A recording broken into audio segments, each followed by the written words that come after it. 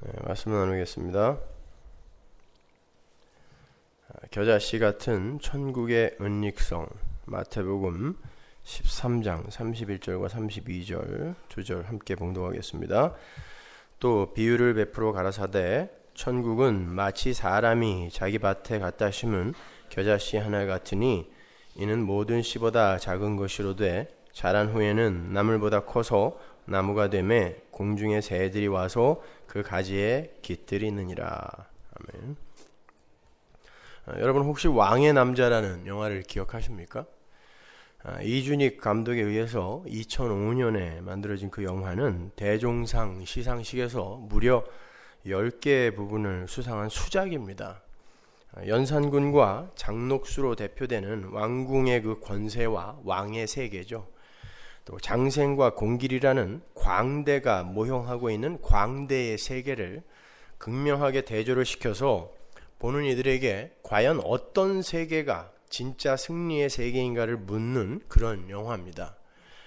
영화는 무소불위의 권력을 추구하는 이들 속에서 권력의 정상에 앉아있는 연산군의 세계에 장생과 공길이라는 광대의 세계가 침입을 하는 것으로 시작이 됩니다. 근데 세상 왕의 세계가 자유로운 광대의 세계와 만나게 되자 그 왕의 세계의 실체가 하나하나 폭로가 됩니다. 아주 재밌습니다. 광대들은 마치 신들린 사람들처럼 왕의 세계를 해학으로 풍자하며 왕궁의 실체를 폭로시켜요. 그렇게 폭로당한 이 세상 권세자들은 그 자리에서 피비린내 나는 살육을 저지르면서 맞다, 내가 바로 그런 존재다 라고 확인 도장을 찍습니다. 그래서 광대들이 놀이판을 벌일 때마다 대살육이 일어나죠. 광대의 세계에 의해 폭로당한 그 왕의 세계는 그 화려한 겉모습과는 달리 처절하고 측은하며 어둡고 교활한 세계였어요. 그 중간에 울다 지쳐 잠이 든 연산군의 얼굴을 측은한 눈으로 바라보다가 그 왕의 얼굴에 눈물을 닦아주는 광대, 공길의 모습이 나오는데요. 왕의 세계의 초라한 실체가 광대의 세계에 의해 들키는 장면입니다. 그럼에도 결국 광대의 세계는 왕의 세계로부터 눈알을 뽑히죠. 장님이 됩니다. 그런데 영화의 마지막 즈음에 눈을 잃은 광대들이 이런 대화를 합니다. 클라이막스예요. 정말 감동적이에요. 너는 다시 태어나면 뭐로 태어나고 싶으냐? 양반? 그러니까 아니 그래요. 그러면 왕이 되고 싶으냐? 그러니까 미쳤냐? 아니다 그러죠. 왜? 왕의 세계를 봤거든요. 그들이요. 그럼 뭐로 태어나고 싶으냐? 높은 외줄 위에서 광대들이 소리치죠. 나는 다시 태어나도 광대지 하고 끝입니다. 영화가. 그리고는 두 광대가 하늘 높이 꽝 뛰어올라요. 광대들의 비상입니다. 그 순간 연산군을 몰아내려는 역모자들의 군사들이 왕궁으로 몰려가는 그림이 이어지고 영화는 끝이 나는 거예요. 왕의 세계의 몰락이죠. 마치 세상의 마지막을 보는 듯한 그런 그림입니다. 이 세상은 그렇게 두 세계가 대립하여 흘러가고 있어요. 한쪽 세계는 이 세상의 힘을 추구하면서 어떻게 해서든 세상 왕의 자리에 오르고 싶어 하는 세계이고, 다른 세계는 어떤 외부의 힘에 의해 끊임없이 자신을 부인당하면서 그 세상 세력의 실체를 폭로하는 역할을 함과 동시에 그 세상 권세에게 눈을 뽑히는 그런 세계입니다. 그러나 그들은 그렇게 눈을 뽑히는 아픔을 겪으면서도 난 다시 태어나도 이렇게 살 거야. 이렇게 살 수밖에 없어.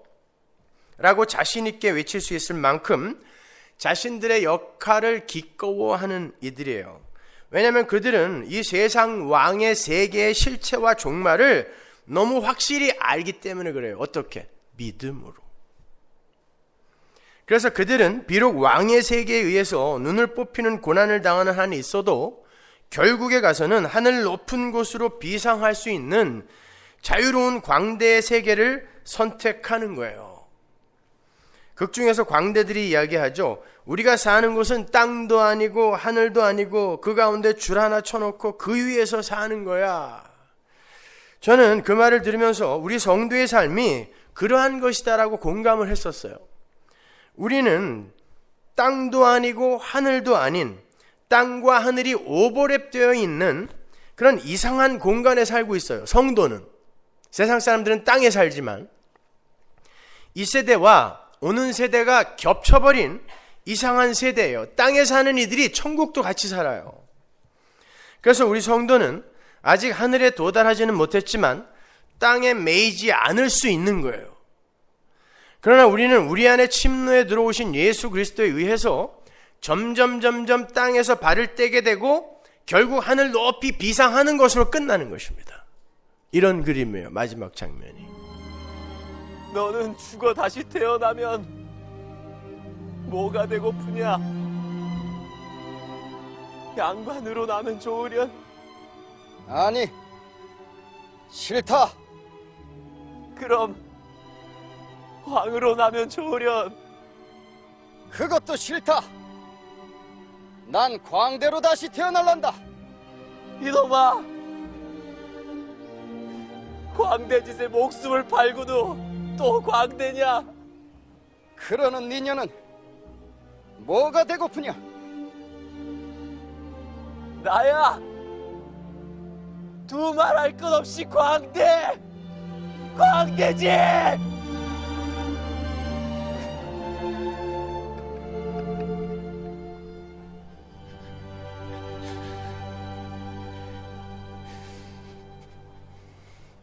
그래, 징한 놈이 이 세상 한판 신나게 놀다 가면 그뿐.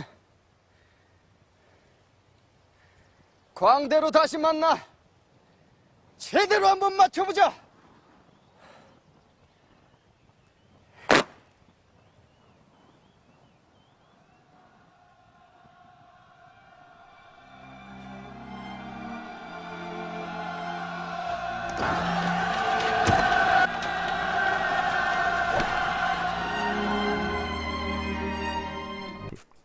하나님의 역사는 그 두 부류를 명쾌하게 분류해내는 역사라 해도 과언이 아니에요. 하나님은 창세기 때부터 항상 인류를 둘로 구분해 내시는 작업을 하셨어요. 한쪽은 하나님의 은혜를 입은 자들이고 다른 한쪽은 하나님의 은혜에서 제외된 사람들이에요. 그런데 특이한 것은 하나님의 은혜를 입은 쪽이 항상 하나님의 은혜에서 제외된 자들에게 당한다는 것입니다. 그리고 그러한 양쪽 진영의 싸움에서 가해자로 분류가 되는 자들이 항상 심판을 받아요. 가장 먼저 가인이라는 힘의 세계와 아벨이라는 은혜의 세계를 나누죠. 창세기에 처음으로 돌아가는 거예요. 왕의 세계, 즉 힘의 세계는 자신의 행위를 자랑스럽게 여기면서 그 자신의 행위가 인정을 받지 못하고 업신여김을 당할 때 사람을 죽일 수 있을 만큼 잔인해져요. 왜냐하면 힘의 세계 속에서의 주인공은 언제나 나 자신이기 때문에 그래요. 그래서 나의 행위가 부인이 되면 그 상대방을 죽이는 것입니다. 나의 제사를 인정하지 않는 자는 누구도 용서할 수 없다는 거예요. 그런데 하나님이 자신의 제사, 즉 자신의 선한 행위를 인정해 주지 않으세요. 하지만 자신은 그 하나님보다 힘이 약합니다. 그러면 이 분노를 어떻게 해결을 해야 돼요? 그 분노를 발산할 다른 대상을 찾아요. 그런데 마침 자신의 제사를 초라하게 만드는 약자가 곁에서 발견됩니다. 동생 아벨이에요. 가인이 생각하기에 하나님은 아무런 이유도 없이 아벨의 제사는 받으시고 자신의 제사는 받지 않으셨어요. 그렇게 아벨에 의해서 가인이 악인으로 폭로가 되고 있었던 거란 말입니다. 광대들에 의해 왕가의 비리가 드러나는 것처럼 가인은 힘을 추구하고 자신의 행위를 자랑하며 무사람들의 인정을 받기 위해 사는 삶이 옳은 삶인 줄 알았어요. 그게 왕의 세계거든요. 그래서 그렇게 살았고 하나님께도 멋진 제사를 정성스럽게 올렸어요. 그런데 자신의 제사가 기각이 되고 동생 아벨의 제사만 하나님께 인정을 받아요. 그러자 그의 열심과 정성의 실체가 살인이라는 극악한 모습으로 폭로가 되는 거예요. 가인의 모든 열심은 결국 자기의 영광을 위한 것이었음이 밝혀진 거죠. 아벨은 그렇게 가인의 정체를 폭로하고 죽어버려요. 그러나 그는 그렇게 천국의 1호 시민이 되는 거예요. 모든 천국 백성은 이렇게 간다를 보여주는 거예요. 그 아벨의 라인으로 노아라는 인물이 등장하죠. 성경은 그 노아의 이름 앞에도 은혜라는 수식어를 붙이는 것을 잊지 않습니다. 창세기 6장 4절 볼까요? 당시에 땅에 네피림이 있었고 거인입니다. 그 후에도 하나님의 아들들이 사람의 딸들을 취하여 자식을 낳았으니 그들이 용사라 고대의 유명한 사람이었더라. 여호와께서 사람의 죄악이 세상의 관영함과 그 마음의 생각의 모든 계획이 항상 악할 뿐임을 보시고 땅 위에 사람 지으셨으면 한탄하사 마음에 근심하시고 가라사대 나의 창조한 사람을 내가 지면에서 쓸어버리되 사람으로부터 육축과 기는 것과 공중의 새까지 그리하리니 이는 내가 그것을 지었으면 한탄함이니라 하시니라. 그러나 노아는 여호와께 뭘 입었어요? 은혜를 입었더라. 은혜라는 단어가 여기 처음 나오는데 보세요. 뭐와 뭐가 이렇게 대조가 되고 있죠? 4절 보시면 네피림이 있었고 하나님의 아들들이 나와요. 그 하나님의 아들들은 천사 아닙니다. 이 세상에서 당시 고대시대 때는 이 세상의 왕들을 하나님의 아들들이라 칭했죠. 그러니까 이 세상의 힘을 추구하며 그 힘을 소유하고 살고 있는 이 세상 권세 잡은 자들을 이야기하는 거예요. 왕들, 왕의 세계. 그 하나님의 아들들이 사람의 딸들 취하여 자식을 낳았더니 뭐가 됐어요? 네피림, 용사, 유명한 자가 됐어요. 이거 다 우리가 되고 싶어 하는 거 아닙니까? 이게 왕의 세계라니까요. 네피림, 거인, 남들보다 강한 자, 용사, 유명한 자, 다 우리가 추구하는 거고 자식들에게도 요구하는 거 아닙니까? 그런데 바로 그 밑에 여호와께서 사람의 죄악이 관영함을 보고라고 이야기를 해요. 그게 죄라는 거예요. 하나님 앞에서 네피림 되고 거인 되고 유명한 자 되고 용사 되는 게 이게 죄라는 거예요. 나는 그걸 쓸어버리겠다는 거예요. 그리고 그 대척점에 누구를 등장시키냐면 하나님의 은혜를 받은 노아라는 연약한 이를 등장시키는 거예요. 이렇게 둘로 늘 갈라져요. 그런데 이 노아라는 연약한 자는 온 세상 네피림, 거인, 유명한 자, 용사들로 가득 찬 세상에게 120년 동안 조롱과 멸시와 천대만 받아요. 업신여김만 받아요. 그러나 결국 이 세상 왕들이 죽고 노아는 물 위로 뜨는 거예요. 비상하는 거예요. 공길이와 장생이가 밧줄에서 공중으로 뻥 뜨듯이 그들만 뜨는 것입니다. 세상은 이렇게 두 부류로 나누어져 있어요. 자, 그렇게 자신들의 선악 구조에 의해서 선악을 판단하고 가치와 무가치를 판단하는 세상 왕의 세계는 자기 주변에서 약함이라는 것이 감지가 되면 그 약함을 공격해서 자신의 위상을 세우는 데 사용해요. 아닌데요. 힘이 있으면서도 늘 이렇게 보호해주고 감싸주고 하는 이들이 있는데요. 아니요. 그가 정말 궁지에 몰려보세요. 남자들이 평소에 잘해주다 술만 처먹으면 패는 게 그래서 그런 거예요. 약자가 강자에게 약자가 감지가 되면 항상 폭력이 유발돼요. 그 힘의 원리가 지배하는 세상이에요. 자, 힘의 세계 속에서의 강함은 그렇게 약함을 감지하면 항상 폭력을 유발하는데요. 그런데 인간이란 존재가 얼마나 교활한지 그 왕의 세계 속의 인간들은 착한 일, 선한 일이라는 것으로도 상대방을 지배하려 해요. 그것조차도 힘으로 써요. 인간들은요. 그걸 악이라고 해요. 그런 착한 일을 악이라고 한단 말입니다. 내가 착한 일을 더 많이 하고 내가 종교적 열심을 더 많이 부리고 있고 내가 더 헌신을 하여 하나님을 돕고 있다는 그 자기 만족과 평판을 챙겨서 자신이 다른 사람들보다 더 나은 자라는 걸 인정받고 싶어 해요. 힘을 쌓아서 왕이 되고 싶어 하는 인간들의 착함과 선함, 지혜로움, 그것 자체가 인간들의 힘이에요. 그러나 그러한 의도의 착함과 연산군이 장생의 누나를 뽑은 것과 조금도 다르지 않습니다. 거기에 대한 아주 확실한 예가 노아와 노아의 두 아들의 에피소드예요. 하나님은 노아를 에덴 동산에서의 벌거벗은 아담의 모습으로 두 아들 앞에 제시를 하죠. 하나님이 그렇게 하신 거예요. 나중에 보면 노아가 이거 어떻게 된 일이지? 뭐 이런 망설임도 없이 벌떡 두 아들이 짝 둘로 분류가 되자 벌떡 일어나서 심판하고 축복한다고요. 노아의 자작극처럼 보인단 말입니다. 하나님이 제시해 놓은 거예요. 교회에게 뭔가를 가르쳐 주기 위해서. 그렇게 노아는 벌거벗은 아담의 모습으로 두 아들 앞에 이렇게 제시가 되는데, 그때 선악과를 따먹은 죄인으로서의 아담의 모습으로 함이라는 아들이 등장하죠. 함은 벌거벗은 아버지의 모습을 보자마자 자신의 선악 구조에 의해서 판단을 합니다. 벌거벗었네? 부끄러운 거네? 라고 판단을 합니다. 지혜로움이에요. 세상의 관점으로 봤을 때는. 근데 하나님의 은혜를 입은 자의 모형으로 등장하는 셈이라는 아들은 그 어떤 판단도 유보한 채 아버지의 부끄러움을 그냥 가려버려요. 그랬더니 벌거벗은 노아가 기다렸다는 듯이 벌떡 일어나서 그 둘에게 축복과 저주를 선언해버려요. 마치 열처녀에 비유해서 그 신랑이 어느 순간 다섯 처녀가 기름이 준비되지 않았다는 것을 기름을 준비하지 않았다는 것이 들켜지자마자 갑자기 들이닥쳐서 5명만 끌어당기고 문 닫아버리는 거예요. 그거와 똑같은 그림인 것입니다.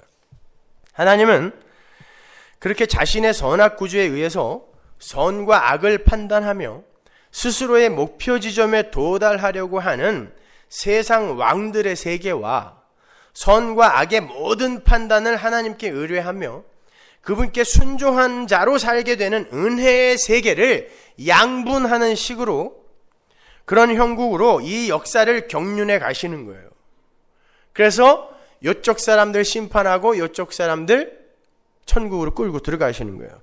그런데 함의 후예들인 애굽에 셈의 후예들인 이스라엘이 노예가 되어서 들어가는 형국으로 진행이 된단 말입니다. 애굽은 함의 후예들이에요. 저주받은 함의 후예들, 선악과 따먹은 아담의 후예들이란 말입니다. 근데 이스라엘이, 은혜를 입은 이스라엘이 그들의 나라의 종으로 들어간다니까요.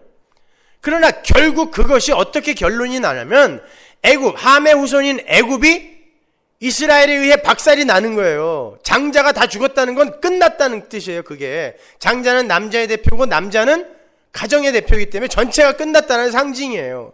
그리고 함의 아들 누구? 가나안이 이 이스라엘, 은혜 받은 이스라엘에 의해서 정복당하는 거예요. 그게 성도의 삶이란 말입니다. 그러나 이 세상 속에서는 그들이 노예로 산다니까요. 종으로 살아요. 바로 그 노아처럼 2000년 전 예루살렘 골고다에서 벌거벗겨져서 세상에 던져진 분이 계세요. 노아처럼. 거기서 이 세상이 함과 셈처럼 둘로 딱 갈라집니다. 그때 이 세상의 힘을 추구하는 세상 왕의 세계는 그분의 벌거벗음을 약함, 패배, 악, 저주로 판단했어요. 메시아가 뭐 저러냐? 저런 자가 어떻게 우리에게 다윗 왕국의 회복을 선사하겠나? 죽여라! 함의 세계입니다. 약함을 못 보는 거예요. 약함이 감지되자마자 폭력을 행사하는 거예요. 죽여라! 그게 마귀의 세계예요. 그러나 그 중에 은혜를 입은 무리들이 있었으니 그들이 바로 교회인 거예요. 오직 교회만이 그분의 십자가를 패배로, 약함으로, 저주로 판단하지 않고 그 벌거벗은 예수의 십자가에서 연약함과 추악함을 덮으시는 하나님의 은혜와 긍휼의 풍성함을 발견하는 거예요. 그게 나였거든요. 그걸 덮으신 거구나를 발견하는 거예요. 근데 예수님의 벌거벗음과 예수님의 십자가가 절대 실패와 저주가 아니라는 것을 아는 이들이 바로 그 벌거벗음과 십자가로 초대를 받아요. 또 나를 따르려는 자는 자기를 부인하고 자기 십자가를 지고 쫓아야 된다 그러잖아요. 바로 그 자리로 그대로 초청을 받는 거예요. 그렇게 성도는 세상에게 붙들려서 빨가벗겨지고 십자가에 매달려 눈알을 뽑히는 그러한 십자가의 삶을 삶으로 해서 세상의 죄를 폭로시키는 거예요. 아벨이 존재함으로 가인이 악한 자로 폭로가 되었듯이 여러분은 세상에게 당함으로 말미암아 세상이 얼마나 악한지, 왜 하나님은 이 세상을 심판할 수밖에 없는지를 드러내는 거예요. 이렇게 이 세상 왕의 세계는 자신의 강함과 자신의 왕됨 그리고 자신의 신됨을 추구하며 스스로의 판단과 스스로의 의지와 노력으로 그 추구점을 향해서 일로 매진하면서 살아요. 그래서 그들은 강해 보여요. 언제나 승자같이 보입니다. 성경이 그걸 세상 왕의 세계, 세상 나라라고 부르고요. 그 세상 나라의 모형으로 함의 후예들이 만든 애굽과 바벨론, 아수르 등을 등장시켜서 당신의 백성들을 그곳에서 뽑아내는 것을 구원으로 설명하고 계시는 거예요. 그러니까 여러분은 이 세상에서 대장 되는 게 아니라 여기에서 지금 뽑혀 나가야 되는 거예요. 완전 이방인으로. 그러나 결국 성도가 나와야 하는 애굽이나 바벨론 등은요, 에덴에서 쫓겨난 인간들이 열심히 구축해온 나라는 나라의 모형인 거예요. 애굽과 바벨론, 아수르는 나입니다. 나. 그 나라는 내 안에 있어요. 내 안에서 자아숭배교에 빠져 살고 있는 나를 하나님이 밖으로 끌어내시는 거예요. 그리고 나를 죽이는 거예요. 옛사람을 죽여버리는 거예요. 그걸 구원이라고 합니다, 여러분. 따라서 성도는 옛 자아인 나에게서 탈출하는 것을 목적으로 하여 인생을 살게 되는 거예요. 하나님의 힘을 이용해서 나를 구축하는 게 아니라. 근데 맨 나를 도와달라고 하고 있잖아요, 지금. 하나님 거기서 나오라는데 날 도와달라 그래요. 그 나를 더 구축하기 위해서, 좀 더 견고하게 구축하기 위해서 하나님의 힘을 요구하고 있는 거예요.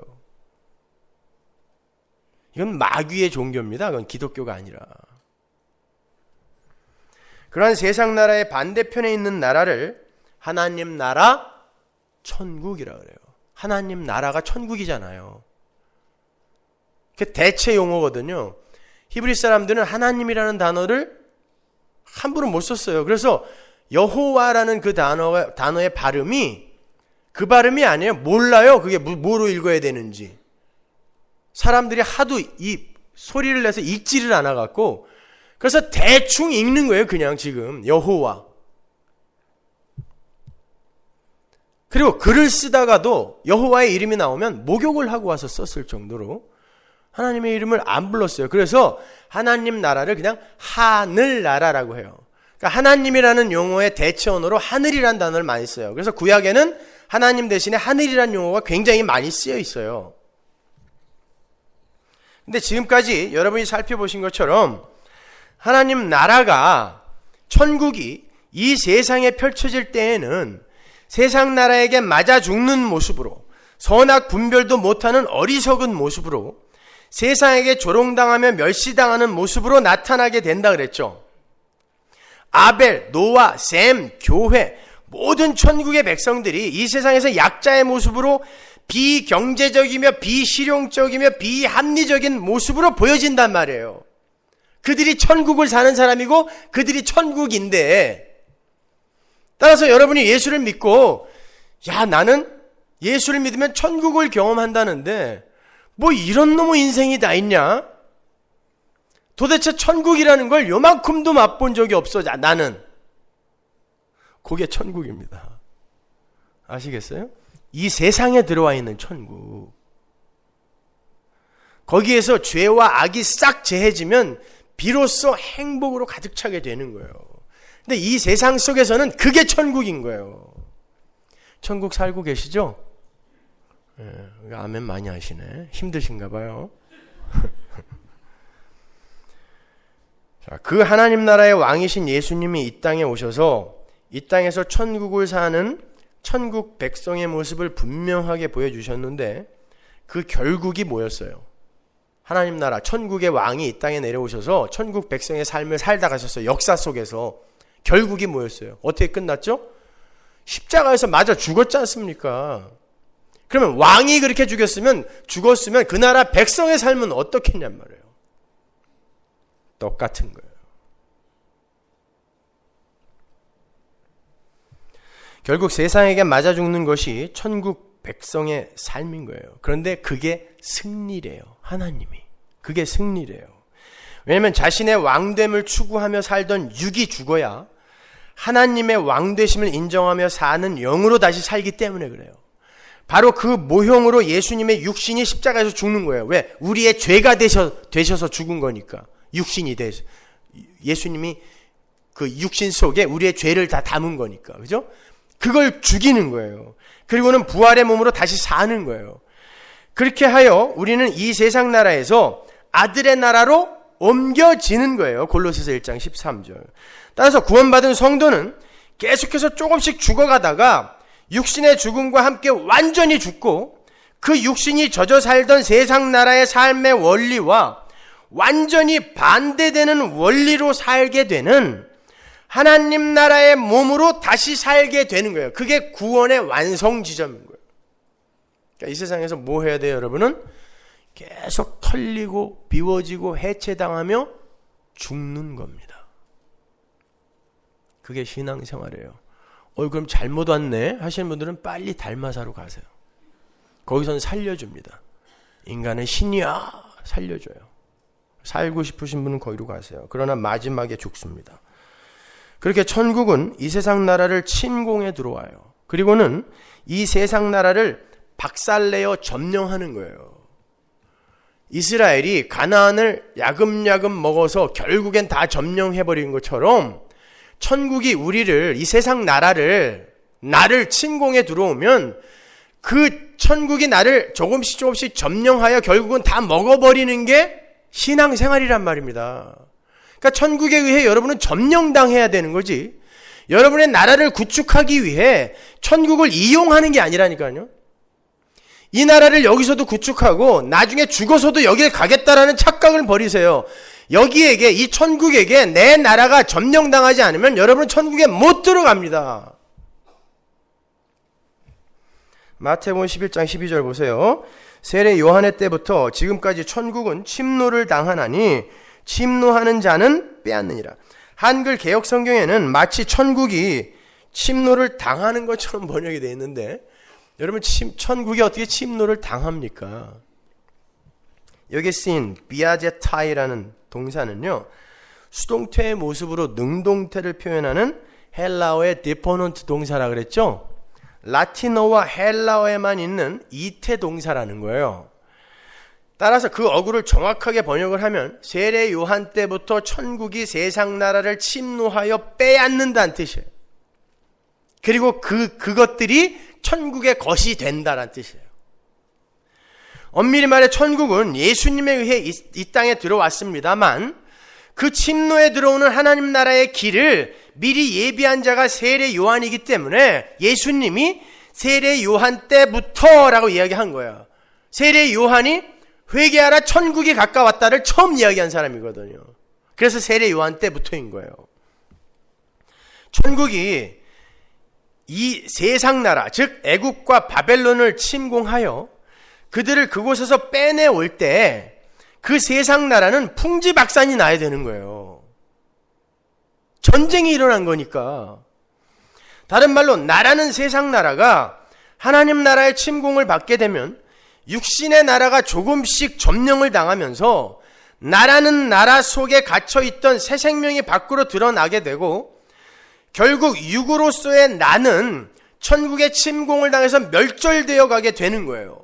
마태복음 12장 28절 보세요. 그러나 내가 하나님의 성령을 힘입어 귀신을 쫓아내는 것이면 하나님의 나라가 천국이 이미 너희에게 임했대요. 어떤 때에 천국이 임하는 거라 그래요? 귀신이 조금씩 나가면. 근데 귀신이 뭐 하는 존재예요? 네가 왕이야. 너도 하나님처럼 살 수 있어. 이게 귀신이잖아요. 에덴 동산의 뱀, 귀신. 그 인본주의가 내가 왕이 되고 싶어하는 그 힘의 원리가 내 삶 속에서 조금씩 빠져나가는 걸 귀신이 쫓겨나간다라고 하는 거예요. 입에 거품 물다가 맨정신으로 돌아오는 게 귀신 나가는 게 아니라 그건 미쳤다가 다시 제정신으로 돌아오는 거고 질병이에요. 그건요. 귀신 들렸다는 건 마귀의 세상의 힘의 원리를 쫓아 사는 걸 귀신 들렸다고 하는 거예요. 그거에서 조금씩 벗어나는 게 귀신이 나가는 건데 그때에 하나님 나라 천국이 임한 거다라고 이야기하죠. 그러면 여러분이 이 세상에서 천국을 감지할 수 있는 유일한 방법이 뭐예요? 내가 자꾸 힘이 빠지는 거예요. 이 세상에서 정이 자꾸 떨어지는 거예요. 그게 천국이란 말입니다. 근데 전부 이 세상에서 강자가 되고자 하니까 그 천국을 못 맛보는 거예요. 그래 놓고 나는 왜 이러지? 이러고 있는 것입니다.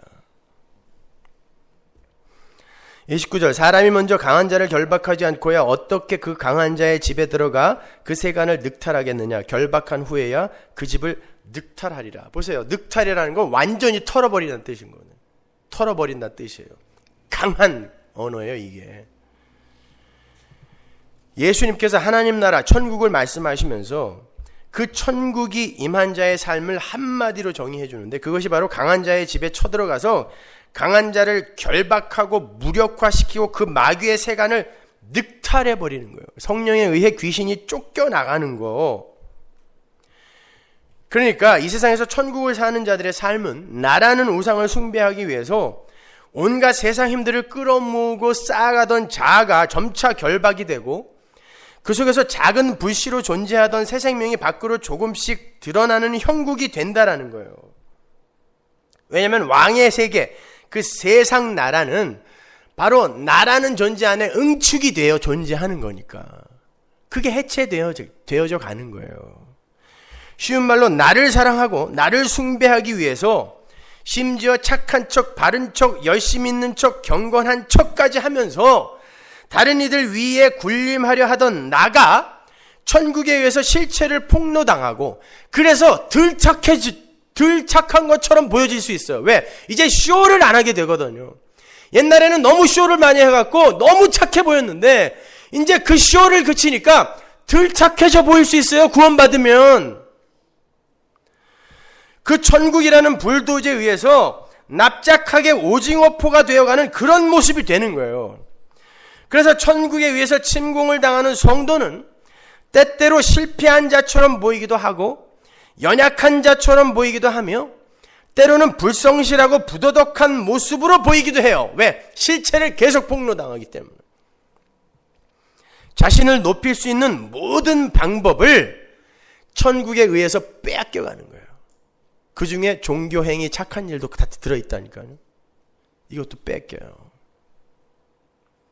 옛날에는 만족이 있었어요. 이걸 하면서. 왜? 계속 내가 높아졌거든요. 그런데 하나님이 그걸 쳐버리면 재미가 없어요. 그게 인간입니다. 아무도 알아주지 않잖아요. 재미가 없어서 안 해요. 안 하는 게 선이에요. 그때.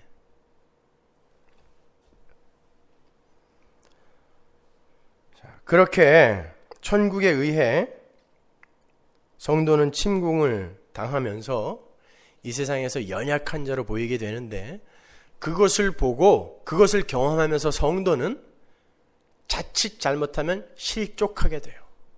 그게 시편 73편입니다. 볼까요? 2절 보세요.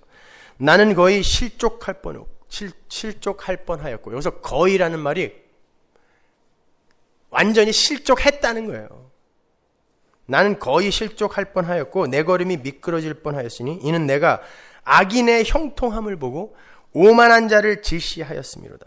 질투가 날 만큼 잘 살더라는 거예요. 악인이 강하게.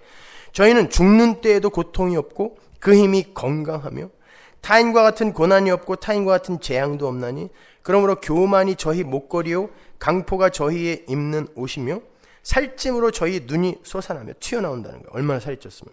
저희 소득은 마음의 소원보다 진하며 소득이 이만큼 벌었으면 좋겠다라고 생각하는데 그거보다 더 많이 벌린다는 거예요. 악인들이. 저희는 능욕하며 악하게 압제하여 말하며 거만히 말하며 저희 입은 하늘에 두고 저희 혀는 땅에 두루 다니도다. 교만하다는 뜻이죠. 그러므로 그 백성이 이리로 돌아와서 잔에 가득한 물을 다 마시며 말하기를 하나님이 어찌 알랴 지극히 높은 자에게 지식이 있으랴 하도다. 야, 하나님 믿는 자들은 왜 그러니? 하나님이 무슨 지식이 있니? 웃기지 마. 조롱한다는 뜻이에요. 볼지어다 이들은 악인이라 항상 평안하고 재물은 더하도다. 내가 내 마음을 정의하며 내 손을 씻어 무지하다 한 것이 실로 헛되도다. 내가 예수 믿는 자답게 잘 살려고 한 게 다 헛되다라는 생각이 들 정도로 세상이 그렇게 불공평하게 흘러가더라는 거예요. 나는 종일 재앙을 당하며 아침마다 징책을 보았도다. 이게 뭐냔 말이에요. 그래서 나는 거의 실족했다라는 뜻이에요. 이렇게 이 시편을 쓴 아삽도 악인들의 삶과 의인들의 삶을 비교해 보면서 하마터면 실족을 할 뻔했다 그래요. 오죽하면 세례 요한도 그러죠. 오실 그이가 진짜 당신 맞습니까? 라고 물어볼 정도예요. 힘을 추구하는 악인들은 마치 과연 그러하니라 라는 예수님의 말씀처럼 자신들이 원하는 것을 열심히 얻어내며 살아요. 근데 자기는 매일같이 재앙과 징책을 당하며 살아요. 약한 자의 모습이고 어리석은 자의 모습이며 비실용적인 삶처럼 보여요. 왕실 속의 광대의 모습이죠. 맨날 엎드려서 눈을 조아려 볼 때도 살짝만 고개를 들고 봐야 되고 그렇게 살아요. 근데 하나님께서 그 두세 개의 결국을 아삽에게 보이셨는데 대반전이 일어납니다. 20절 볼까요? 주여 사람이 깬 후에는 꿈을 무시함같이 주께서 깨신 후에 저희 형상을 멸시하시리다. 이 세상 다 꿈이라는 거예요. 야, 꿈꾸면서 너무 행복해하지 말아라 라는 뜻이에요. 깰 때에 하나님에게 어떤 취급받을지 그거 고민하라는 뜻입니다. 내 마음이 산란하며 내 심장이 찔렸나이다. 내가 이같이 우매무지하니 주의 앞에 짐승이오나. 짐승이에요 우리는요. 내가 항상 주와 함께하니 주께서 내 오른손을 붙드셨나이다. 주의 교훈으로 나를 인도하시고 후에는 영광으로 나를 영접하시리니 하늘에서는 주 외에 누가 내게 있으리요 땅에서는 주밖에 나의 사모할 자 없나이다. 자기는 매일 징책이고 매일 징계를 받으면서 살았는데 그렇게 어렵게 살았는데 그게 주님이 나와 동행하고 오른손으로 붙드신 삶이었다는 거예요. 왜? 그렇게 죽여야 새 생명으로 영원히 살기 때문에 하나님이 동행하면서 이 세상에서 약자로 살게 하시더라는 거예요. 왕의 세계에 의해 누나를 뽑히는 삶을 살게 하시더라는 거예요. 근데 나중에 이게 알게 됐어요. 이자가. 그걸 알게 되니까 찬송이 터져 나오는 거예요. 그 시편 73편입니다. 이렇게 하나님의 천국은 우리를 침노에 들어와서 우리를 부인시키시고 해체시키시며 결국은 우리를 나라는 세상 나라에서 늑탈해내 버리시는 거예요. 그게 천국을 사는 이들의 삶이에요. 자칫 실족할 수 있는 그런 삶이 이 땅에서 천국을 사는 사람들의 삶이란 말입니다. 그래서 우리가 수시로 실족하는 거예요. 뭐 이래? 예수 믿는 게 뭐 이래?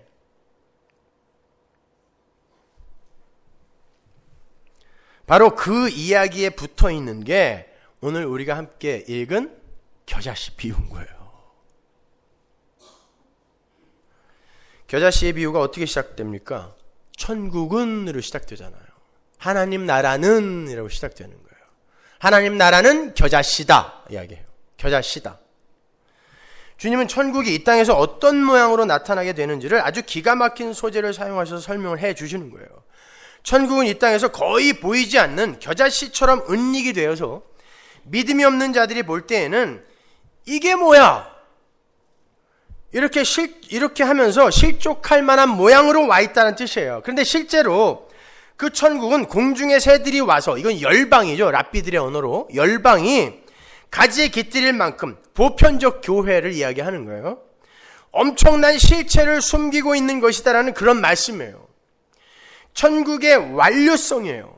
완료성과 종결성을 은닉하고 있는 천국의 모습이 바로 겨자씨의 모습으로 와 있는 세상 속의 천국이라는 말입니다. 바로 그러한 천국의 모형으로 예수님이 이 땅을 침공해 들어오신 거예요. 어떻게? 겨자씨로. 연한 순처럼. 누가복음 17장 20절 보세요. 바리새인들이 하나님의 나라가 어느 때에 임하나이까 묻거늘 예수께서 대답하여 가라사대 하나님의 나라는 볼 수 있게 임하는 것이 아니요 또 여기 있다 저기 있다고도 못하리니 하나님의 나라는 너희 안에 있느니라. 이게 among이에요. among you. 그러니까 너희 가운데 있다. 내가 하나님 나라란 뜻이에요. 천국이란 뜻이에요. 너희 안에 있다는 뜻이 아니에요. 이거 바리새인들한테 한 말인데 바리새인들 안에 천국이 있으면 안 되잖아요. 너희 가운데 있다는 뜻이에요. 그러니까 내가 바로 하나님 나라라 와 있다란 뜻이에요. 예수님은 당신 자신을 바실레이아 투테우 하나님 나라라고 부르세요. 여기에서 바실레이아는 통치권, 왕권을 이야기한다고 그랬어요. 통치권, 바실레이아 나라. 그래서 옛날에 우리 조상들도 왕을 나라님이라고 했잖아요. 그죠? 통치를 하는 자가, 통치권이 나라예요. 국가예요. 그러니까 성경이 말하는 하나님 나라라는 건 공간적 개념의 국가 개념이라기보다는 하나님의 통치권 안에 들어있는 존재들과 하나님과의 상호 관계를 이야기하는 거예요. 그게 나라예요. 그런 의미에서 하나님의 통치에 죽기까지 순종하신 예수님이 당신 자신을 하나님 나라라고 하는 거예요. 그분이 유일하게 하나님의 통치에 완전히 순종하신 분이니까 나라예요. 그분이. 마찬가지로 하나님의 통치 속으로 끌어당겨지는 하나님의 백성들 또한 각자가 하나님 나라가 되는 거죠. 지금 나 하나님 말 잘 안 듣고 있는데? 맞아요. 안 듣고 있어요. 안 듣고 있는데 하나님의 통치가 임했다니까요. 듣던 안 듣던. 그래서 그 통치가 나를 이끌고 있는 그 자가 나라예요. 그래서 베드로전서 2장 9절에서 우리는 거룩한 나라라고 하는 거란 말입니다. 그 통치권 안에 들어가 있어요. 근데 그 통치가 어떤 통치냐면 나를 죽이는 통치라니까요. 철장으로 두들겨 패는 통치인 거예요. 그게 하나님 나라예요. 천국이에요. 따라서 여러분이 지금 천국을 살고 있는 거란 말입니다. 왜 나는 이렇게 이 땅에서 천국을 맛보지 못하냐고 그런 질문 하지 마세요. 천국은 겨자씨라니까요. 은닉되어 있단 말입니다. 이 땅에서 여러분이 그 나라의 그 전부를 경험 못해요. 그런데 그 하나님 나라가 이 세상에서 어떻게 보여졌어요? 예수란 하나님 나라가 멸시받고 천대받고 순환받고 십자가 지고 죽었습니다. 연한 순과 같은 약자였고 뻘거벗겨져서 십자가에 달리는 그런 패배자의 모습이었어요. 왜요? 하나님 나라는 하나님의 통치가 실현되는 곳이기 때문에 이 자가 지금 누구에 의해 통치를 받고 있구나. 그러니까 자기가 힘이 있어도 이렇게 이 통치에 순종하지라는 걸 보여주기 위해서는 내가 누구를 끌어당겨 내 통치에 끌어들이는 자가 아니라 이 자가 누구에 의해 통치를 받고 있구나를 보여주려면 하나님 나라는 이 땅에서 연약한 자, 통치를 받는 자의 모습으로 드러나야 된단 말이에요. 그래서 내가 원하는 게 자주 안 들어지는 게 통치 속에 들어있는 거예요. 내가 원하는 게 자주 들어지면 내가 지금 하나님을 내 통치권 안으로 끌어들이는 거예요. 바실레이아가 내 안에 들어있단 말입니다. 그러면 내 나라로 하나님 나라를 끌고 들어와서 묵사발 내는 거예요. 그거는요. 근데 기독교는 처음부터 끝까지 다 잘못됐어요. 다 이단이야. 다. 교회 자체가.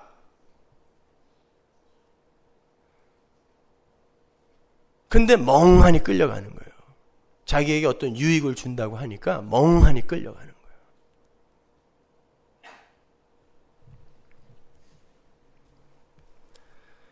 자, 세상 왕국은 하나님의 통치에 순종하는 게 아니라 자신이 왕이 되어서 하나님을 자신의 통치권 안으로 끌어당겨요.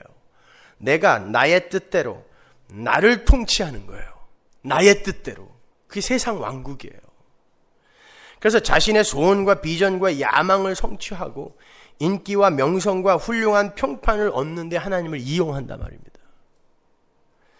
근데 참으로 교활한 건 교회 안에 숨어 들어온 세상 왕국의 모습이에요. 그들은 하나님을 철저하게 섬기는 듯 보여요. 그런데 결국은 나라는 왕국의 수호와 발전과 번영을 위해서 신앙의 행위와 신앙의 대상을 이용하고 있는 것일 뿐이에요. 기도도 열심히 하고 선교도 열심히 하고 봉사도 열심히 하고 헌금도 열심히 해요. 성경 공부도 열심히 하고 착한 일도 많이 하는데 결국 그 모든 일의 열매를 자기가 다 따먹어버려요. 나라는 존재의 성실함, 경건함, 착함, 부지런함, 똑똑함 등을 챙기는 용도로 신앙 행위와 하나님이 근사하게 이용이 되는 거예요. 그게 겨자씨입니까? 겨자 나무잖아요, 그거는요. 천국은 겨자씨라 그랬다니까요. 겨자 나무가 아니라. 겨자 나무는 영혼 속에 감춰 있는 모습인 거예요. 근데 이 세상에서 겨자 나무처럼 살고 싶다고 하는 거예요. 그러니까 이 세상에 눈에 보여지는 가시적 착함 다 믿지 마세요. 그게 죄일 수 있어요. 아니, 많은 경우에 그게 죄예요. 하나님의 은혜를 알지 못하는 자들의 착함, 성실함, 부지런함. 근데 그걸 본받아 살겠다고 하는 인간들도 있어요. 그게 기독교인 줄 착각해요. 착한 사람 롤모델 삼아 본받아 살겠다가 이게 신앙생활인 줄 알아요. 그게 죄라니까요. 그게 인본주의라는 것입니다. 자유주의 신학이 그거예요. 이 겨자씨의 비유가 어디서 인용된 건지는 제가 요한복음에서 말씀드렸죠. 에스겔서 17장. 자세한 건 요한복음 강해를 참조를 하세요. 에스겔서 17장 22절부터 한번 읽어드리죠. 나주 여호와가 말하노라. 내가 또 백향목 꼭대기에서 높은 가지를 취하여 심으리라. 그 높은 세 가지 끝에서 연한 가지를, 연한 순 나오죠. 그죠? 똑같은 말이거든요. 예수님이 지금 겨자씨로 이 땅에 오셨어요. 그런데 그 겨자씨의 비유가 바로 여기에서 지금 인용이 된 건데 거기에 연한 순이 나온단 말입니다. 그러니까 성경은 하나로 다 뚫려 있는 거예요. 연한 가지를 꺾어 높고 빼어난 산에 심되 이스라엘 높은 산에 심으리니 그 가지가 무성하고 열매를 맺어서 아름다운 백향목을 이룰 것이요 각양새가 그 아래 깃들이며 그 가지 그늘에 거할지니라. 들의 모든 나무가 나 여호와는 높은 나무를 낮추고 낮은 나무를 높이며 푸른 나무를 말리우고 마른 나무를 무성케 하는 줄 알리라. 나 여호와는 말하고 이루느니라 하라. 백향목이 되려고 하는 그런 자들의 나무는 다 찍어버리고 그 백향목 위에 연한 순 하나 꺾어다가 심어 그 겸손한 자리에서 성취가 되는 그 나라에 온갖 새가 깃들게 하겠다는 거예요. 그게 하나님 나라예요. 그래서 예수님이 연한 순으로 오시는 거예요. 로마의 황제로 안 오고. 그러니까 거기에서는 하나님의 영광만이, 하나님의 힘만이 드러나는 거예요. 연한 순에는 아무런 힘이 없어. 백향목에 비하면 이거는 세 발의 피도 안 되는데 거기에서 온갖 새들이 깃드는 백향목을 능가하는 어떤 대단한 것이 성취되더라는 것입니다. 하나님 나라는 그렇게 이루어지는 거예요. 우리 안에서 하나님 나라, 우리 안에 하나님 나라도 바로 그렇게 성취가 된단 말입니다. 그런 방법으로. 예수님께서 겨자씨의 비유에 인용하신 이 에스겔서 17장은 유대 왕 시드기야 이야기죠. 바벨론 왕 느부갓네살 왕이 유다를 점령하고 여호야긴을 제거한 후에 그 숙부인 시드기야를 유다 왕으로 책봉했는데 그 유다 왕 시드기야가 몰래 애굽으로 사신을 보내서 원군을 요청해서 그 상황을 모면하려 했어요. 아니 그게 뭐가 잘못이에요. 그러나 하나님은 당신의 백성에게 어떤 어려움을 주실 때 반드시 의미와 뜻을 두고 주신단 말이에요. 회개하라고 징계 주신 건데 그걸 자기들의 힘으로 어떻게 모면해 보겠다고 원군을 애굽에 청하러 간 거예요. 세상 왕의 세계에, 함의 나라에 원군을 청하러 간 거예요. 그건 안 된다는 뜻이에요. 니들 힘으로 이 세상의 힘을 쌓아 이 세상의 힘을 이용하여 거기서 벗어나려 노력하지 말라라는 거예요. 애써 착한 척하지 말라는 거예요. 잘난 척하지 말라는 거예요. 만족 챙기지 말라는 거예요. 거기에서 헌금 좀 해놓고 뻐기지 말라는 거예요. 차라리 그럴 거면 그냥 열심히 먹고 살이나 뒤룩뒤룩 쪄라. 그게 나아요. 그게 죄가 아니에요. 인간은 그렇게 악해요. 그런 것을 가지고도 자신의 영광과 인기를 챙기는 존재란 말입니다. 그거 하지 말라는 거예요. 그 시드기야의 이야기, 그걸 근거로 해서 바로 이 에스겔서 17장에 쓰여지는 거예요. 두 독수리와 포도나무의 이야기. 안 된다는 것입니다. 내가 찍어버린다는 거예요. 왜 참 포도나무 심었는데 들포도나무가 되려고 하냐, 그거예요. 그러니까 겨자씨의 비유와 포도나무의 비유는 한 이야기예요, 여러분. 제가 그 요한복음 강의 때 자세하게 설명해 드렸잖아요. 한 이야기입니다. 자, 그렇게 하나님 앞에서 백향목이 되고 싶어 하는 건 선악과를 따먹고 하나님처럼 되어보겠다는 타락한 아담의 모습이고요. 자신의 제사를 자랑하고 싶어하는 가인의 모습이고, 하나님 앞에서 네피림 용사 유명한 자가 되고 싶어 했던 노아 시대의 악당들의 모습이고요. 자신의 선악 구조로 선악을 판단하며 살고 싶어하는 함의 모습이라는 거예요. 하나님의 백성은 자신의 행위와 열심과 지혜와 비전과 희망을 모두 내려놓고 하나님께 자신의 모든 것을 의뢰하는 죽은 흙으로 살아야 된다는 거예요. 그래서 백향목 가지, 그 백향목 가지 중 가장 연한 새순을 꺾어서, 가장 연한 거거든요, 새순이. 그걸 꺾어서 땅에 심는 거고, 비로소 그 나무에 새들이 깃드는 그림이 에스겔서 17장에 나오는 거예요. 이스라엘 성도는 그렇게 하나님 앞에서 연한 순으로 비워진 그릇으로 존재해야 된다는 뜻입니다. 거기에 하나님의 생명력이 부어지는 거예요. 그게 하나님 나라에서 하나님 나라 백성이 존재하는 존재 양식인 거예요. 그것이 바로 그러한 하나님 나라 백성의 존재 양식이 이 세상에서 어떤 모습으로 보여지겠어요? 숨겨지고 비워지고 연약해지고 보잘것없어지고 해체되어지는 그런 모습으로 보이게 되는 거예요. 그리고 세상은 그런 약함을 바라보면서 자신들의 선악 판단에 의해서 그들을 조롱하고 비웃는 자로 폭로가 되고, 그렇게 세상은 둘로 갈라지는 거예요. 여러분의 삶을 통해 장생이라는 광대가 반드시 연산군에 의해 두 눈을 뽑혀야 되는 거예요.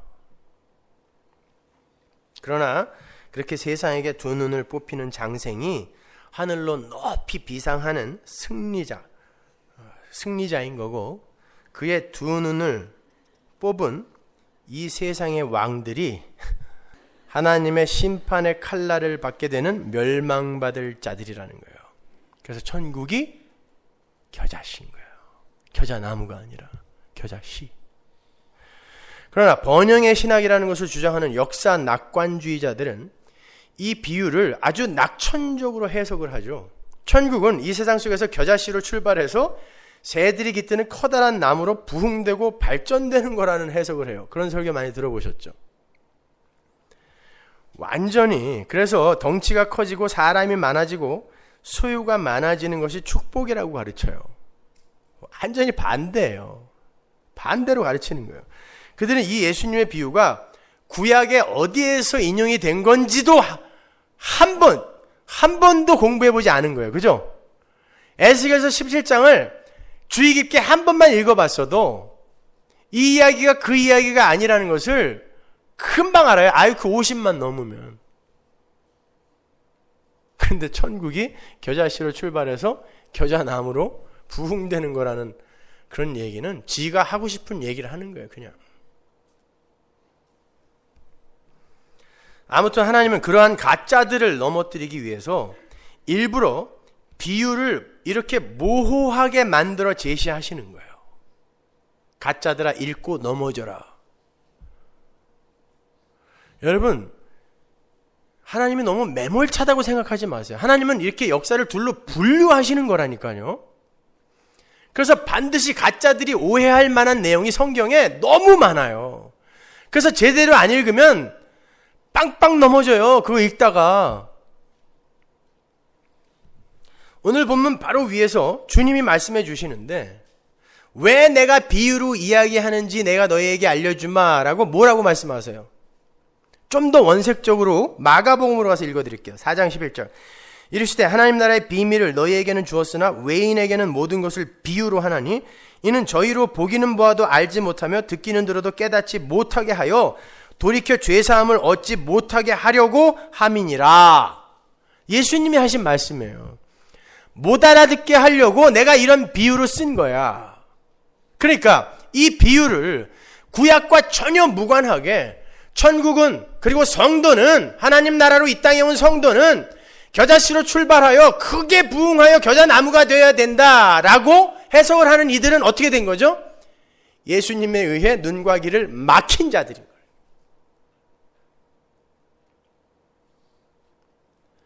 그래서 성경은 어려운 겁니다. 여러분, 우리에게, 인간에게 가청주파수라는 거 있죠. 가청주파수 아래 것도 못 듣고요, 위에 것도 못 들어요. 그래서 우리가 지구 돌아가는 소리를 못 듣는 거예요. 너무 소리가 커서. 소리가 없는 게 아니라 있습니다. 그만큼 인간은 유한한 존재예요. 여러분, 멧돼지들에게 호랑이 울음소리를 녹음해서 들려주잖아요. 사육하는 멧돼지. 멧돼지들이 호랑이를 한 번도 본 적이 없는데 그 자리에서 얼어버려요. 왠지 아세요? 호랑이의 울음속에는 20데시벨 밑에 우리가 못 듣는 그 소리가 들어있는데 멧돼지는 그걸 들어요. 인간은 멧돼지보다 못한 것들이에요. 그런데 그들이 하나님 나라의 비밀을 다 연구하여 알아들을 수 있다는 것은 언어도단입니다. 못 알아들어야 돼요. 근데 하나님 나라 백성만 알아들어요.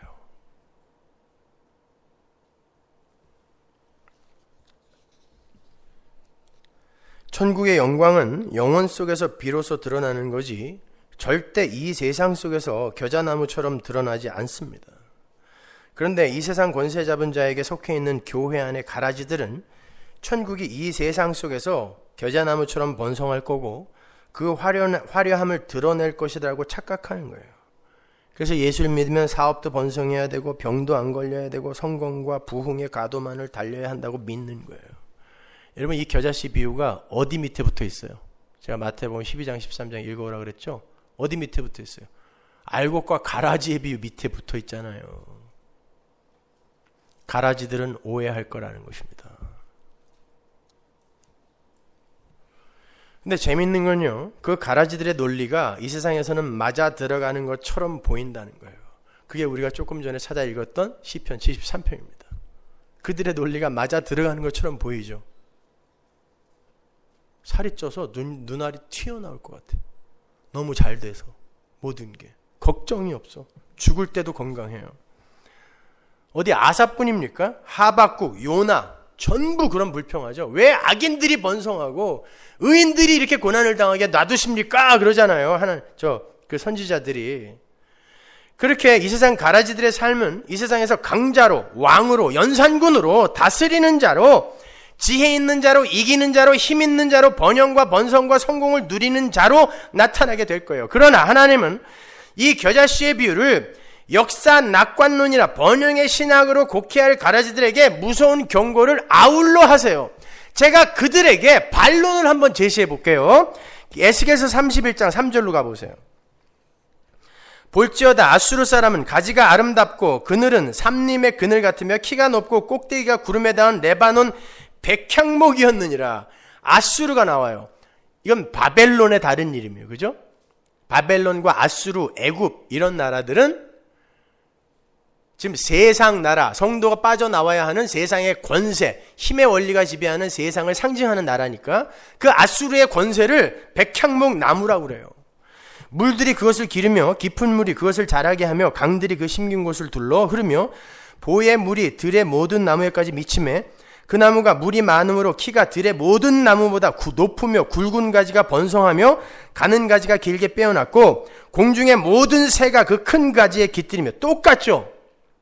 들의 모든 짐승이 그 가는 가지 밑에 새끼를 낳으며 그 모든 큰 나라가 그 그늘 아래 거하였었느니라. 그 뿌리가 큰 물가에 있으므로 그 나무가 크고 가지가 길어 모양이 아름다우매 하나님의 동산의 백향목이 능히 그를 가리우지 못하며 잣나무가 그 굵은 가지만 못하며 단풍나무가 그 가는 가지만 못하며 하나님의 동산의 아무 나무도 그 아름다운 모양과 같이 못하였도다. 최고였다는 거야. 이 세상에서 최고. 그 어떤 것도 따라갈 수 없을 만큼 강자였어요. 연산군이었어요. 왕이었어요. 왕의 세계. 내가 그 가지로 많게 하여 모양이 아름답게 하였더니 누가 그렇게 강하게 만들었다는 거예요? 하나님이 만들었다는 거예요. 하나님의 동산 에덴에 있는 모든 나무가 다 투기하였느니라. 하나님의 백성들이 다 투기할 만큼 강하게 만들어요. 그러므로 나 주 여호와가 말하노라. 그의 키가 높고 꼭대기가 구름에 닿아서 높이 빼어났으므로 마음이 교만하였은즉 이겁니다. 이렇게 만들어 버리는 거예요. 내가 열국의 능한 자의 손에 붙일지라. 그가 임의로 대접할 것은 내가 그의 악을 인하여 쫓아내었습니다. 열국의 강포한 다른 민족이 그를 찍어버렸으므로 그 가는 가지가 산과 모든 골짜기에 떨어졌고 그 굵은 가지가 그 땅 모든 물가에 꺾여졌으며 세상 모든 백성이 그를 버리고 그 그늘 아래서 떠나매 공중의 모든 새가 그 넘어진 나무에 거하며 들의 모든 짐승이 그 가지에 있으리니 이는 물가에 있는 모든 나무로 키가 높다고 교만치 못하게 하며 그 꼭대기로 구름에 닿지 못하게 하며 또 물대임을 받는 능한 자로 스스로 높아 서지 못하게 하미니 그들을 다 죽는 데 붙여서 인생 중 구덩이로 내려가는 자와 함께 지하로 내려가게 하였음이니라. 찍혀서 어디 간다는 거예요? 지옥 간다는 것입니다. 이 세상에서 겨자나무 되고 싶어 하는 자들, 즉 세상의 힘과 권세를 얻어서 자기 자신이라는 우상을 숭배하고자 하는 자들의 무리 속으로 수많은 세상의 새들이 몰려와요. 천국의 새가 아니에요. 이거는 세상의 새들이 몰려와요. 그리고는 그 아수르의 권세와 방불한 세상 힘을 음미하고 누리며 승승장구하는 삶을 삽니다. 그러나 하나님은 그 세상의 백향목에 내려앉는 모든 새들을 교만한 자, 멸망할 자라고 부르세요. 하나님은 반드시 그들을 찍어버리고 꺾어버릴 것이라 말씀하십니다.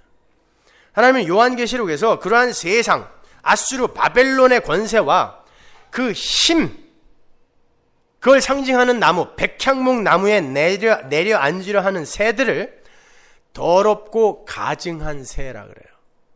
천국의 새, 열방의 새가 아니라 더럽고 가증한 새가 있단 말이에요. 그들이 교회로 몰려요. 번영의 신학이 전해지는 교회로 몰리는데 그들은 더럽고 가증한 새라는 거예요. 구별하라는 것입니다.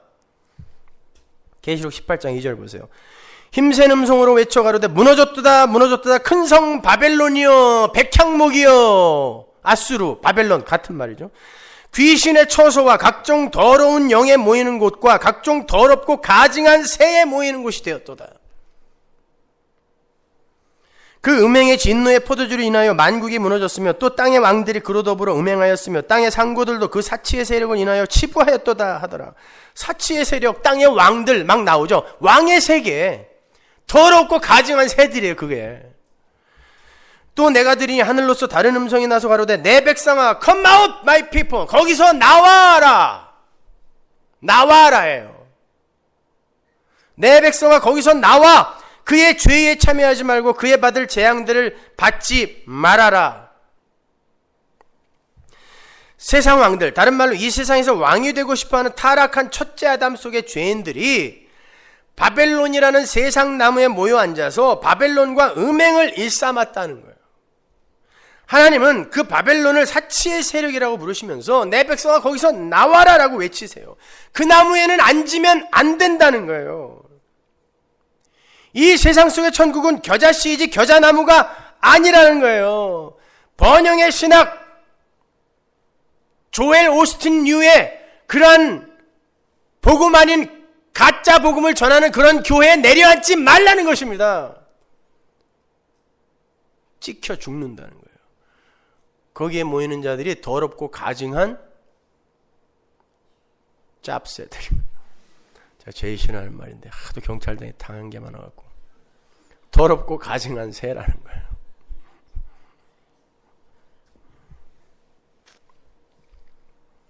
재밌는 건요, 그 바벨론이라는 세상 나무에서 어떤 것이 거래가 되는지 기술해 놓은 대목이에요. 계시록 18장 12절 보세요.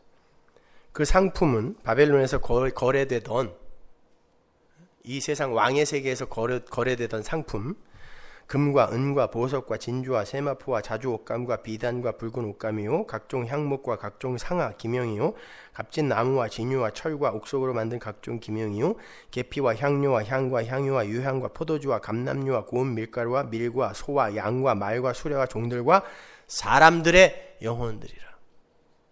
사람들의 영혼이 거래가 되는 곳이 어딜까요? 거시적으로 보면 사람의 영혼을 담보로 하여 힘의 원리로 사람들을 미혹하는 세상이지만, 미시적으로 그 세상이 어디에 응축돼 들어와 있어요? 사람들의 영혼을 사고 파는 곳, 교회입니다. 교회에서 사람들의 영혼을 놓고 장사하는 거예요. 헌금 많이 해, 복 줄 거야. 열심히 봉사해봐, 열심히 기도해봐, 네가 원하는 거 다 이루어준다. 영혼을 팔아 넘기는 것입니다. 그러니까 여러분 정신 똑바로 차리고 신앙생활 하셔야 되는 거예요. 교회라는 곳에서 예수 믿으면 부자 되고, 예수 믿으면 병도 안 걸리고, 예수 믿으면 모든 소원이 이루어진다는 식의 겨자나무 교리로 사람들의 영혼을 마귀에게 팔아 넘기고 있어요. 긍정적 사고니, 긍정의 힘이니, 번영의 신학이니, 헬스 앤 웰스 가스펠이니 하면서 사람들을 미혹하는 자들이 바로 이 세상에서 하늘의 천국을 기대하는 교만한 백향목 나무인 거고, 거기에 벌떼처럼 모여드는 수많은 사람들이 더럽고 가증한 새들인 거예요. 거기서 나오세요. 왜 더럽고 가증한 새들이 되려고 하십니까? 나오셔야 돼요. 아니면 죽습니다. 그 백향목 나무 찍힐 때 함께 죽습니다. 계시록 18장 14절 보세요. 바벨론아, 내 영혼에 탐하던 과실이 내게서 떠났으며 맛있는 것들과 빛난 것들이 다 없어졌으니 사람들이 결코 이것들을 다시 보지 못하리로다. 바벨론을 인하여 치부한 이 상품의 상고들이 그 고난을 무서워하여 멀리 서서 울고 애통하여 가로되, 화이토다 화이토다, 큰 성이요, 세마포와 자주와 붉은 옷을 입고 금과 보석과 진주로 꾸민 것인데 그러한 부가 일시간에 망하였도다. 각 선장과 각 처를 다니는 성객들과 선의들과 바다에서 일하는 자들이 멀리 서서 그 불붙는 연기를 보고 외쳐가로되, 이 큰 성과 같은 성이 어디 있느뇨 하며 티끌을 자기 머리에 뿌리고 울고 애통하여 외쳐가로되, 화이토다 화이토다, 이 큰 성이요, 바다에서 배부리는 모든 자들이 너의 보배로운 상품을 인하여 치부하였더니 일시간에 망하였도다. 일시간에 망해요. 시편 73편에서 뭐라 그래요? 꿈깨, 꿈이다 그러잖아요. 너네 꿈 깰 때 하나님으로부터 멸시당한다. 꿈 깨. 성도는 절대 이김을 추구하는 이들이 되어서는 안 돼요. 교회는 비워져가고 낮아지고 연약한 자로 내려가야 됩니다. 세상에게 누나를 뽑히는 자들이 교회여야 돼요. 그런데 기독교가 로마라는 세상의 힘을 붙들게 되자 변질되기 시작했죠. 로마의 국교가 되면서 기독교는 급격히 타락하기 시작했어요. 힘을 소유하면서 기독교가.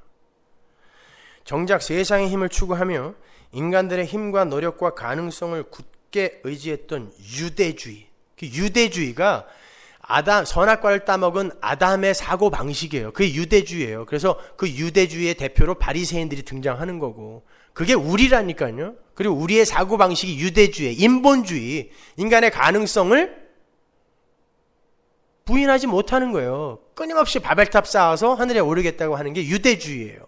인본주의, 율법주의. 그 유대주의를 기독교가 두들겨 패기 시작했는데요. 4세기경부터는 십자가가 새겨진 도끼로 유대주의, 유대교인들을 끌어다가 참수를 시켰어요. 기독교가. 죽여버렸습니다. 그리고 그로부터 무려 1000년 이상을 무소불위의 권력을 휘두르면서 십자군 전쟁 등의 잔인한 과정을 통과하면서 스스로 기독교가 바벨론화 되어 간 거예요. 언제 하나님이 총과 칼 가지고 가서 기독교 전파하라 그랬습니까? 기독교는 그렇게 전파되지 않아요. 그렇게 십자군의 발이 닿은 곳은 전부 이슬람교가 먹었습니다. 아시죠? 결국 하나님은 루터라는 사람을 일으켜 세워서 그 백향목이 되어버린 교회를 박살내버리셨어요. 루터 하나 진짜 전 세계 기독교가 다 가짜였어요. 그때 전부 백향목, 나의 왕됨을, 왕의 세계를 추구했거든요. 모든 교회가 다. 지금은 어떨 것 같으세요? 루터에 의해 개혁된 그 개신교가 똑같이 유대주의가 되어서 여전히 세상의 힘을 추구하는 인본주의, 유대주의화 되어버렸어요. 오늘날 똑같이. 그래서 그 기독교가 이 유대주의와 싸운다고 하면서 유대주의의 방법으로 싸워요. 그러니까 이건 기독교와 유대주의, 인본주의가 싸우는 게 아니라 마귀 새끼들이 싸움이에요. 그냥 마귀 새끼들이 싸움이에요. 기독교가 무슨 그런 기독교가 어딨어요. 예수님은 십자가 지고 죽으라 그랬는데 힘을 갖고 나가서 싸우겠대요. 이슬람교인들이 라마단 몇십일 동안 금식기도 하면 자기들도 금식기도 해. 왜 하는 거예요, 그거? 그거 굉장히 기특한 일인 걸로 생각하십니까, 여러분? 그렇게 해서 내가 하나님의 일에 뭘 돕겠다는 거예요? 라마단 기간 동안은 마귀들이 더 활개쳐요? 평소에 잘하세요. 걔네들도 낮에만 굶고 밤에는 배 터지게 먹어서 체중이 훨씬 늘어난대요. 그 기간 동안에. 그런 것들을 뭘 대적을 합니까? 그런 것들을 뭘 대적해요? 숨어서 맨날 먹고 살만 뒤룩뒤룩 찌고 있는 그 사람들의 라마단을 뭘 대적해요? 쇼업들 하는 거예요. 나는 뭔가 하고 있다라는 걸 자꾸 드러내고 싶으니까. 기독교는 그렇게 유대주의화돼요. 바벨론화돼요. 힘으로 유대주의를 없는 게 아니에요.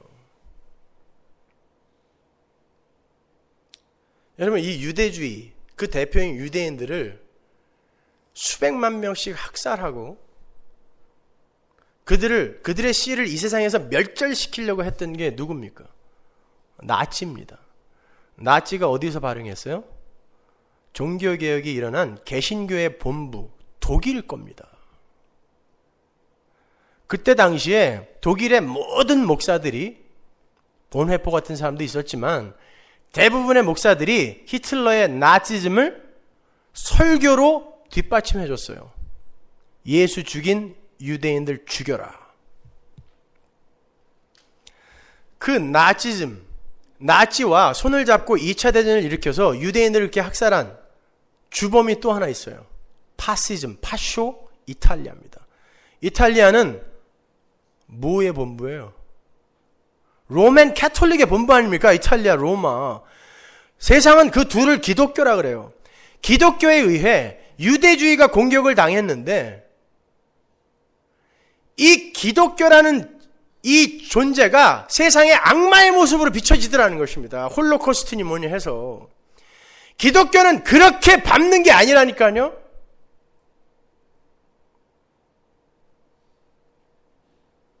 공산주의, 러시아 종교의 본부 아닙니까? 동방의 기독교의 본부예요. 그들이 기독교인들을 얼마나 핍박했습니까, 여러분?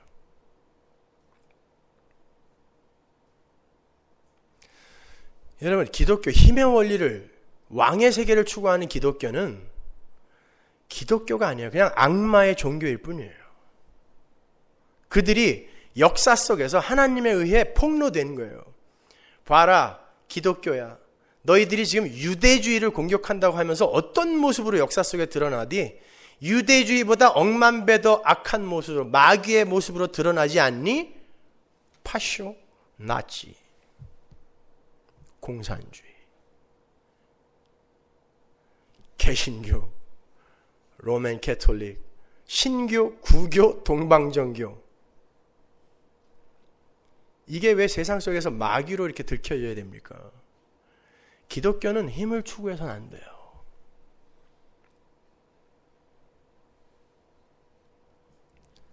이 시대는 뭔가 크게 착각하고 있습니다, 여러분. 아무리 헤겔이 인간이 역사 속에서 배울 수 있는 건 인간은 역사 속에서 아무것도 배울 수 없는 존재라는 것이다 라고 했을 망정, 정말 이렇게 아둔하게 가서야 되겠습니까? 하나님은 역사 속에서 끊임없이 교회들에게 뭔가를 이야기하시는데 이 시대 교회는 듣질 않아요. 귀먹은 멧돼지처럼. 호랑이 울음소리가 계속 들려오는데 돼지처럼 밥만 처먹고 앉아있어요. 세상의 힘을 지 안에 쌓느라 그 호랑이 소리를 못 듣는 거예요. 하나님의 심판이, 지옥이 와글와글 거리면서 지금 이 땅으로 점령해 들어오고 있는데 그 소리를 못 들어요. 최근에 나온 공지영의 도간이라는 소설을 보면 거기 농아학교의 아이가 기차 오는 소리가 못 듣고 소리를 못 듣고 철길에 있다가 이렇게 죽는 장면이 나오는데 그런 거예요. 귀가 막혀서 기차가 오는데 레위리에 서갖고 돼지같이 밥만 먹고 앉아있는 거예요.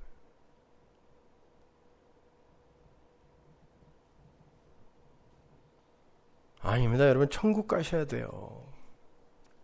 그 무시무시한 이 세상의 당근들 조금 맛보느라 그 무시무시한 지옥, 그 속에서 영원을 살게 된다면 그처럼 불행한 인간이 어디 있어요?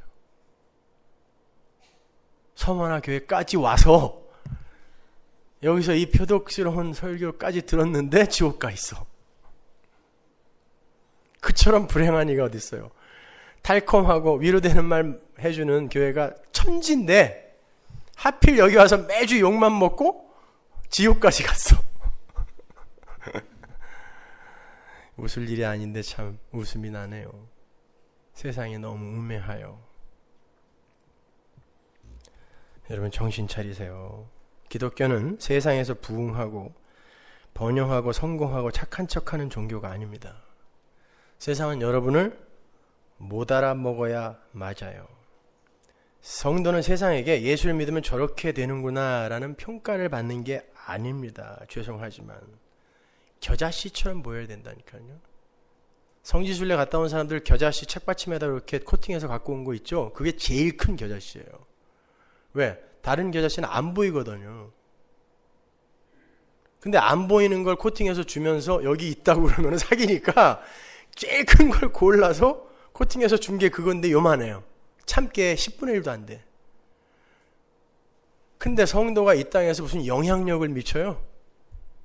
안 보여야 된다는데. 볼까요?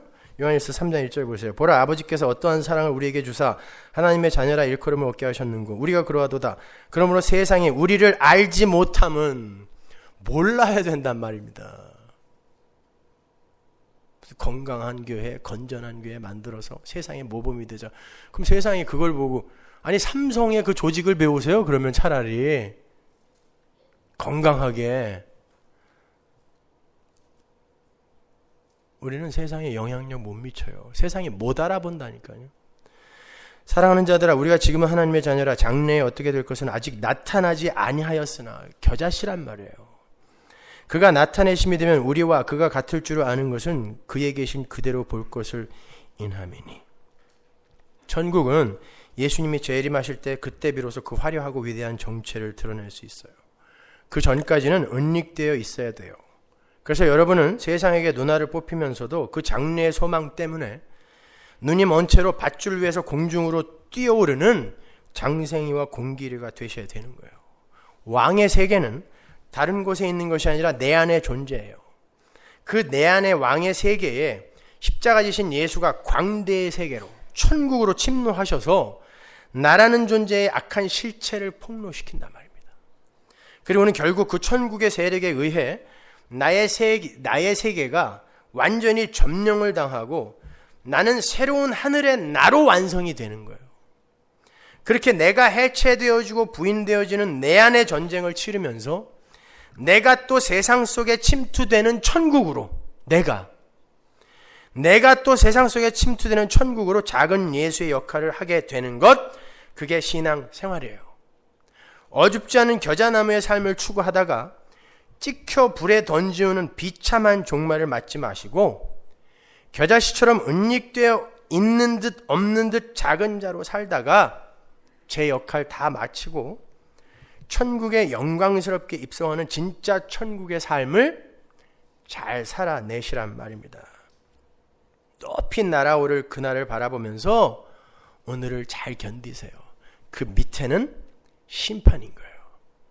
마지막으로 그 그림 한 번 더 보고 마치도록 하겠습니다.